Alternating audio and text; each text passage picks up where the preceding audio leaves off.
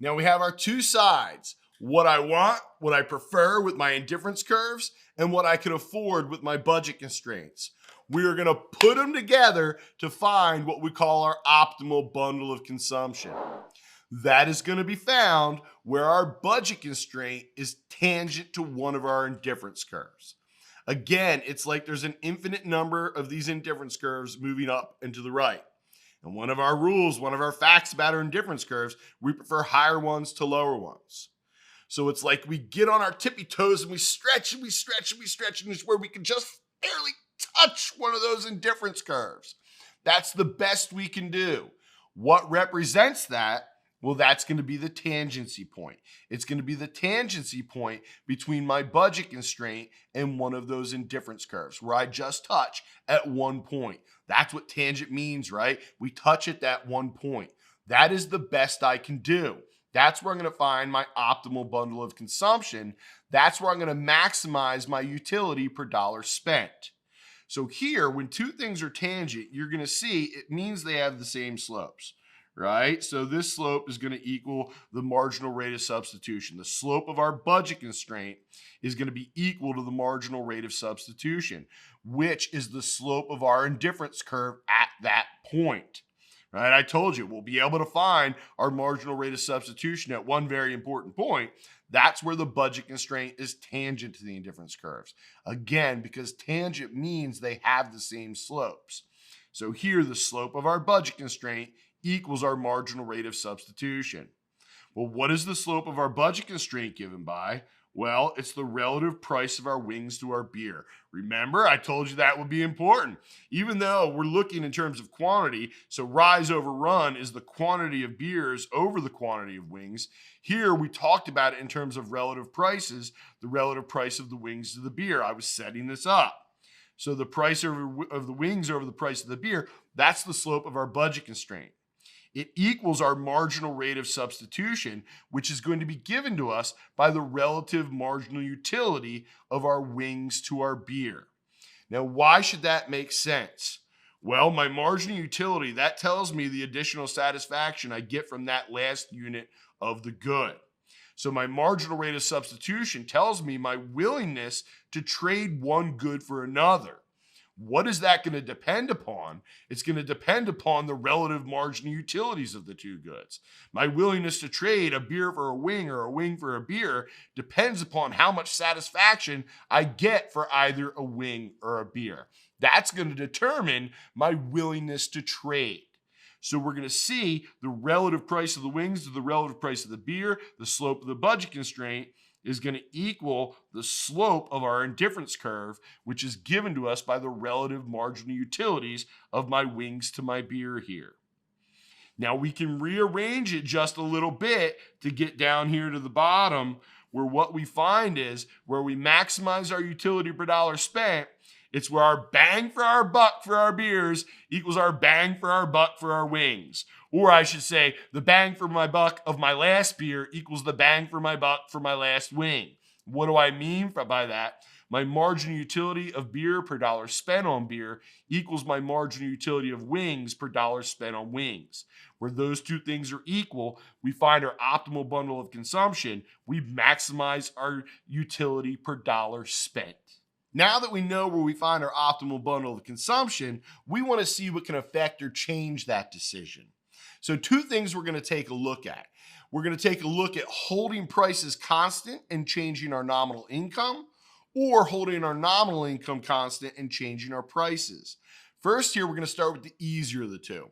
We're going to hold our prices constant and we're going to change our nominal income. So here we have our real income equals our nominal income over the price level. That's what that equation says. We've talked about this in terms of wages before. It's the same idea. The nominal income here, that's the amount of money that I make. You divide that by the price level, which you can think of as some sort of average price level between the two goods here. You get your real income. or the average amount of goods and services I can buy with my income, right? When we talked about it in terms of wages, my nominal wage, that's the average amount of money workers make divided by the price level, be given by something like the CPI, the average cost of my goods and services, gives you your real wage, or the average amount of stuff or goods and services you can buy with the money you make. So here I'm using that. I'm using that to make the point here in our household choice between our two goods. I'm talking about our income, our nominal income, the money we make, divided by our average price level, gives us our real income, or the amount of stuff we can buy with the income we earn. So here I'm going to show you an instance where we're going to hold the prices constant and we're going to increase that nominal income, driving up our real income. Now, what is that going to look like? When our nominal income goes up and there's no change in the price level, that's going to be represented by a parallel shift in the budget constraint out to the right. So why is it a parallel shift? Remember, the slope of the budget constraint is governed by the relative prices of our wings to our beer. That is not changing. There's no change in the price of either of our goods. It's just that our nominal income's going up, so it's going to be a parallel shift out to the right. To start with here, we're going to assume that both our beers and our wings are normal goods. The more income we have, the more of those we're going to want. So what do we know? From A to B, we should be going up and to the right so that we end up with both more beers and more wings. Now, other than that, it's just kind of arbitrary here where I put it. As long as it's in the right quadrant, that's okay. We're not doing this precisely with numbers. It's just the intuition that we want to pull out of it. I want to make sure you know which direction to move in. But we're not putting exact numbers to this, so you don't have to worry about exactly where we would be, as long as you move in the right direction. Here, with two normal goods, if my real income goes up, I'm going to want more of both of them. So here, from A to B, you're going to see that we need to go up and we need to go to the right. So we have both more beers and more wings. So our budget constraint increases to the right. We're going to be able to access a higher indifference curve. Where are we going to want to be? We're going to want to be where our new budget constraint is tangent to our new indifference curve. So our income effects, this is an income effect that we're looking at. That's what that's called. Our income effect is a movement to our new indifference curve. A positive income effect, we move to a higher indifference curve. A negative income effect, we'd move to a lower indifference curve. So here, this is an increase in the nominal income, holding our prices constant for two normal goods. We can do it for one normal good and one inferior good. You actually can't do it for two inferior goods here, because we would end up with our budget constraint shifting out to the right and us buying less of both goods. We assume that's inefficient. So that's one of the limitations of our model here. You can only really do one inferior good and one normal good, or two normal goods. But here, instead of our normal beers, let's go with our frat house beers, right? Again, low taste profile. We talked a little bit about this at one point. So you go to a frat house stacked up in 30 packs to the ceiling of, well, I don't want to name the beers, but, beers with that low taste profile. I don't want to tarnish the reputation of any beer that I don't like. So we won't name them, but they know who they are. Okay, so these are our frat house beers versus our wings. Our frat house beers are going to be an inferior good. Our wings are going to be a normal good. So our income is going to go up, our nominal income holding the price level constant. That's going to drive our real income up. So again, it's a parallel shift out to the right. It's parallel because there's no change in the relative prices. But now from A to B, we're going to want less frat house beers because it's inferior and we have more income. We're going to want more wings. It's a normal good. We have more income. So from A to B, we're going to make sure that we go down and to the right. And so this is for one inferior good and one normal good. We've been talking again about a change in nominal income holding prices constant. It's a little bit more complicated when there's a change in prices holding our nominal income constant. That's what I want to show you here now. I want to show you a change in price level holding the nominal income constant. Whenever you do that, there's going to be two effects. Okay, there's going to be both an income effect and what we call a substitution effect. An income effect, that's going to be due to the change in your purchasing power. The substitution effect, that's going to be due to a change in the influence of a change in relative prices. So first, when the price changes, holding your nominal income constant, there will be an income effect. So even though we're holding this nominal income constant, let's say the price level goes down, because that's what I'm about to show you. I'm going to show you an instance on the next slide when price levels go down. Let's say the price of one of your two goods decreases. Your average price level goes down, your real income goes up. So there will be an income effect because your real income is changing. Here we will move to a higher indifference curve. But there's also going to be a substitution effect. Again, that is due to the influence in a change in relative prices. The rule is you're always going to move towards what gets cheaper or away from what gets more expensive. Why is that the case? Well, what I'm about to show you is the price of our beers going down. What a good world, right? The price of our beers is going to go down. So if we look at the equation down here, it's all about this equation. We maximize our utility per dollar spent, where our marginal utility per beer, per dollar we spend on the beer divided by the price equals the marginal utility of our wings per dollar spent on our wings, or divided by the price. So here, if there is a decrease in the price level of our beers, what do we see? Well, overall, this ratio goes up. The ratios are out of whack. We got to get them back in whack. So what do we do in order to get these ratios back equal to each other? Let me change the color of my pen here a little bit. I don't know. Let's go with blue. Okay? So what we're going to want to do is we're going to move towards what gets cheaper. So here, our beers get cheaper. So we're going to want more beers and less wings. That's our substitution effect. Why is that the case? Well, diminishing marginal utility of consumption, the more beers I have, the less each unit means. So the marginal utility of the beers comes down a little bit as I have more of them, bringing this ratio down a little bit.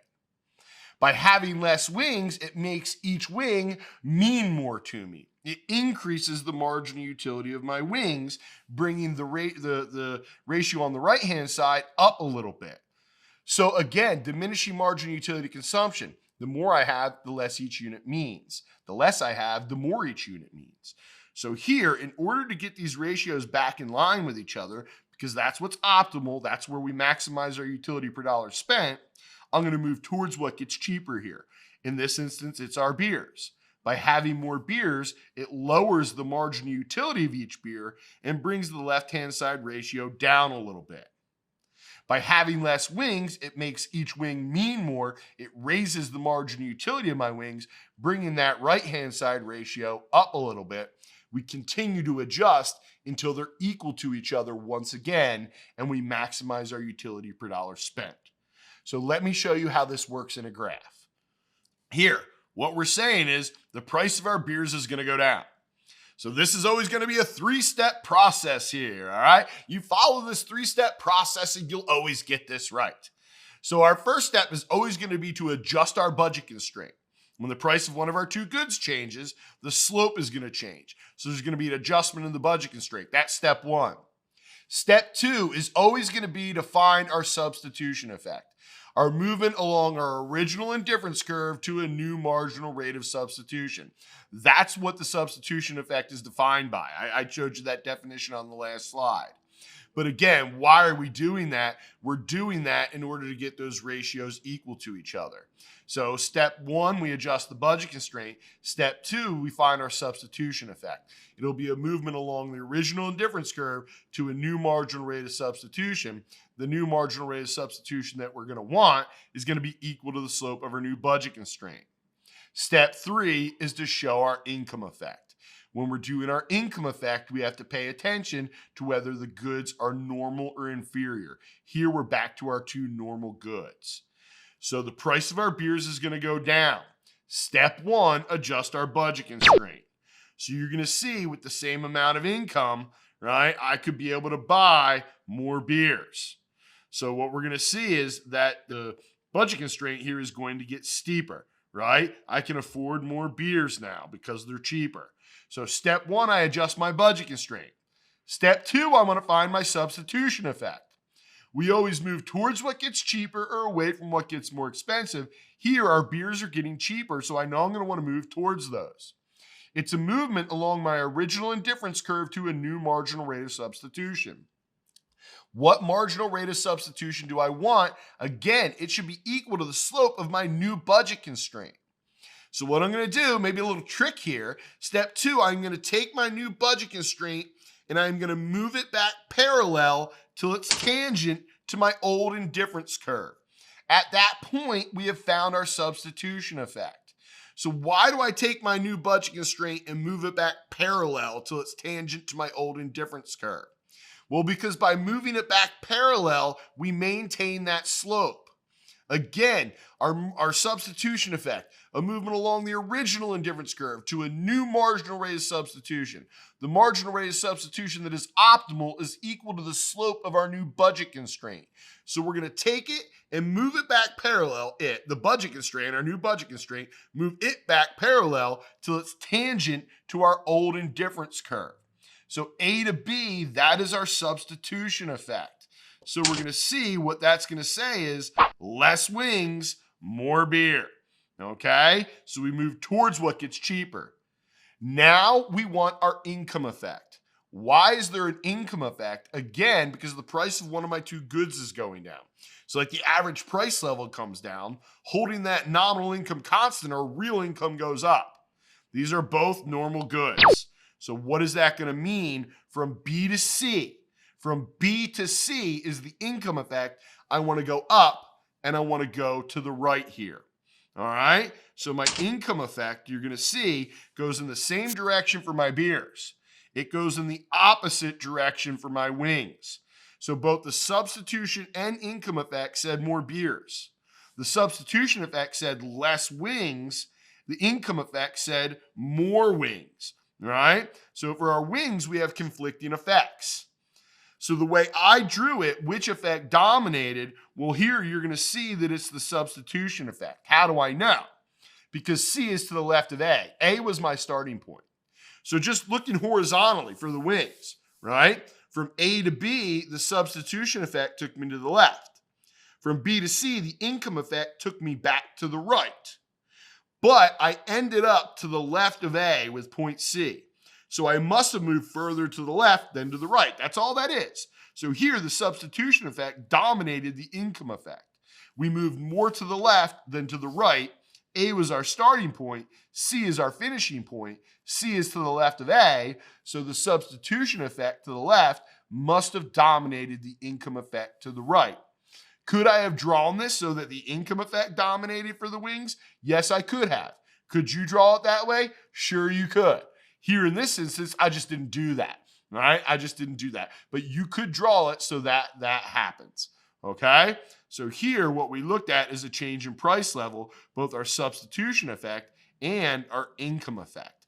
You can do these problems all kinds of different ways. You can have it so that both the substitution and income effect go in the same direction for both goods. You can have it so that the substitution and income effect go in opposite directions for both goods, and any combination in between. It just depends upon the way you set up the problem and whether prices go up or down, whether goods are inferior or normal. Okay? So this one, both effects went in the same direction for beers. We didn't have to worry about conflicting effects. For wings that went in opposite directions, here the substitution effect dominated. Again, I'm just showing you that here with this little chart. Okay, that for the beers in the same, wings opposite direction, total effect question mark. It depends upon the way you draw it. Okay, and I won't tell you how to draw. You can draw how you want to draw it. All right, but you should know the way you draw it, whether you make the substitution or income effect dominate.